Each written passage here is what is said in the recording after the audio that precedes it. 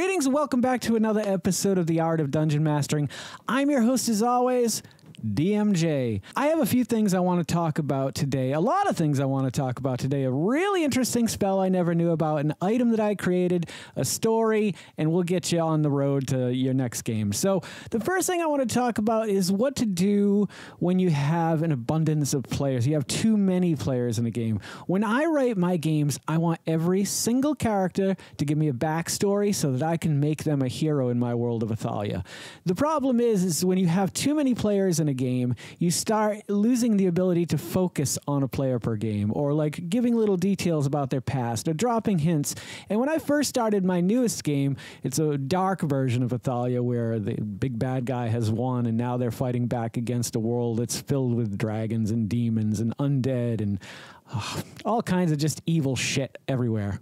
And needless to say, it's made it very difficult. So what I try to do before each session, before I sit down, I like to try to take an hour, look at all their characters, look at the character sheets, refresh myself on their backstory so that when I go in, at least I know little things that I can drop, little morsels, little breadcrumbs for them to follow.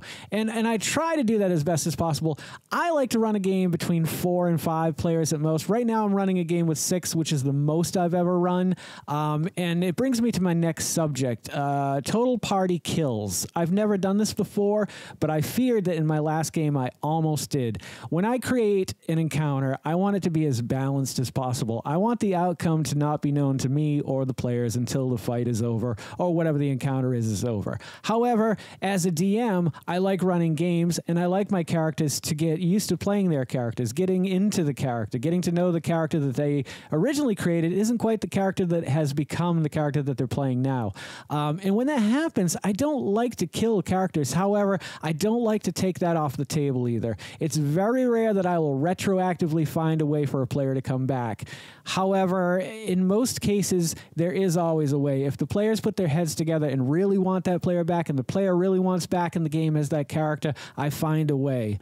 Does that mean I will not kill a character? No, of course I'll kill a character if a character is doing something stupid or makes a mistake or is fitting for the time. Sometimes a player dies in that big battle, that epic battle against a dragon, and it just seems fitting and right to write that character off at that point, to be like, you know what, he had a good run, sure, we could probably find a way to bring him back, but the fact of the matter is to be able to honor a character in that way and carry on their legacy with the rest of the party, that's pretty cool to me. The names have been changed to protect the innocents in this particular story, because it's not one of the best experiences I've ever had in Dungeons and Dragons, but it shows you that sometimes life in Dungeons and Dragons, they start to overlap, especially when things get heated. If a party is having a hard time trying to decide what they want to do, how they want to handle a situation, and another player is a wild card and he just runs in, that sometimes causes animosity around the table as well.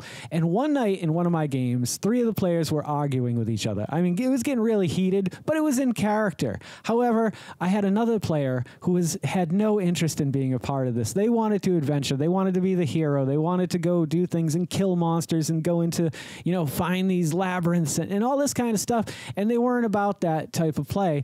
And so they slipped me a note that said that they slit their own character's throat because they're done. And so I looked at the rest of the party, and I told them, I said, you just noticed that the captain over there, he just took his knife out and slit his throat. He's now bleeding on the deck.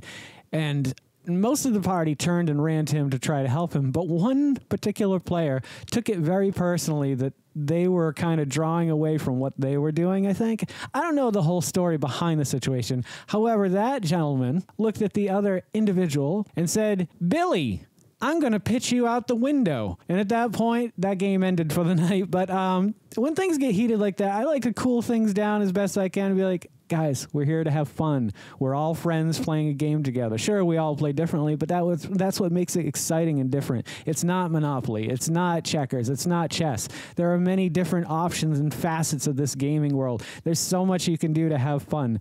And I think most of the time that usually helps things out. I don't remember what happened that night because I'm nearly 50 years old now. Why not join the road to 50 and subscribe? If you're loving the content that I'm making, then please consider subscribing to the channel. It would help me out a ton. Briefly, I just wanted to talk about XP versus Milestone. I grew up basically with Advanced Dungeons & Dragons 2nd edition, and so I came from the world of Thaco. That's right. to hit armor class 0. So I did everything backwards. You wanted to roll. I honestly can't remember. It's been so long since I've done that. However, I used XP during those 2nd edition years because there was no milestone.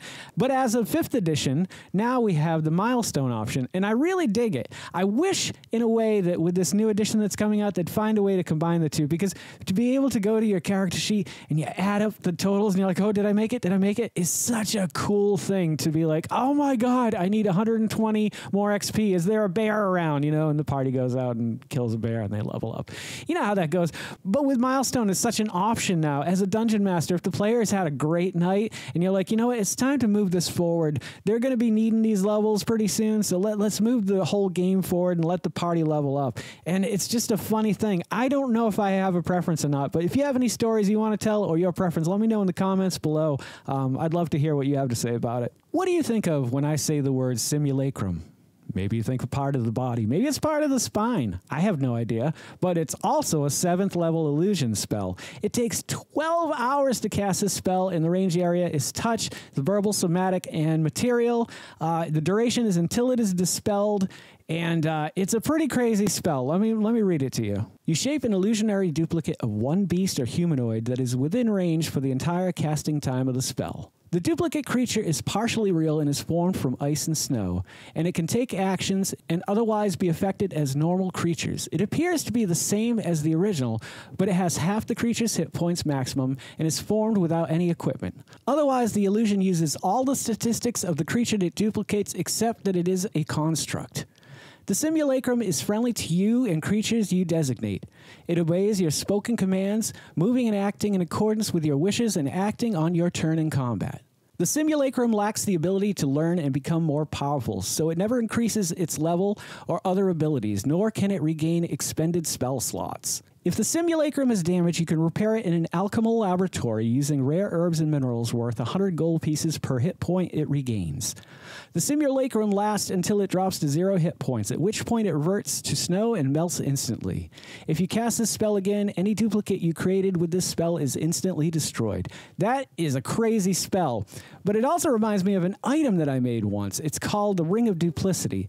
The Ring of Duplicity allows you to duplicate yourself for up to 1 minute. Honestly, I've been thinking about extending that to 10 minutes because 1 minute you really can't get much done in. But basically, it is a perfect copy of you in every single way. Has your memories, your abilities, everything about you, but only lasts a very brief amount of time, and then it ages rapidly right in front of your eyes. You can literally watch yourself grow older and, eventually turn to dust. It's pretty creepy, but it could be kind of handy in certain situations, and I can't remember why I created it, but it was one of those things where sometimes as a DM, you're sitting around, you're writing the game, you're thinking about things, you're thinking about your world, you're thinking about what monsters you're going to throw at the party, what mazes, what mysteries, what traps, what puzzles, and something just pops out of it. And that ring is one of the things that popped out of it. So I will do my best to display its stats for you if you want to use it in your game or want to add it to your game. I think it's pretty cool. It's a fun time, I always love items that aren't combat-based, things that you can use for another purpose, or something that's just fun and adds to the role-playing in the game itself. I don't like adding items that make the party so powerful that they can just ram through everything, but items that they could use to get the same results are pretty cool. Anywho, I hope you guys have loved this episode of The Art of Dungeon Mastering. I have loved making it. And if you guys are loving the content I'm creating as much as I love creating the content that you guys are watching, would you please consider liking, commenting, subscribing, sharing, and hitting the little bell icon, because it'll let you know every time I put out a new video. Don't forget to make somebody smile today and make yourself a better person tomorrow than you were today. Tomorrow, let's make the world spin a little bit happier and a little bit more geekier. Together, let's sing and dance in the sun and in the rain as one, my brothers and sisters. Live life to the fullest and love every moment of it, because you just never know when that last moment's going to come for you. However, never live in fear of that moment. Always live in love, and never let your inner child die. Ooh-wee. Take care of yourselves, take care of one another, and take care of those around you who cannot take care of themselves, for they are the ones that need it the most. And if no one has told you today that they love you, the Vodkast loves you very much, just the way you are. All right, guys, do no harm. I'm Geycen Oliveira. This is the Vodkast, and I'll catch you guys a little bit further on down the road to 50. Take care, my friends, and happy adventuring. Don't go to sleep with a catch it in your pocket.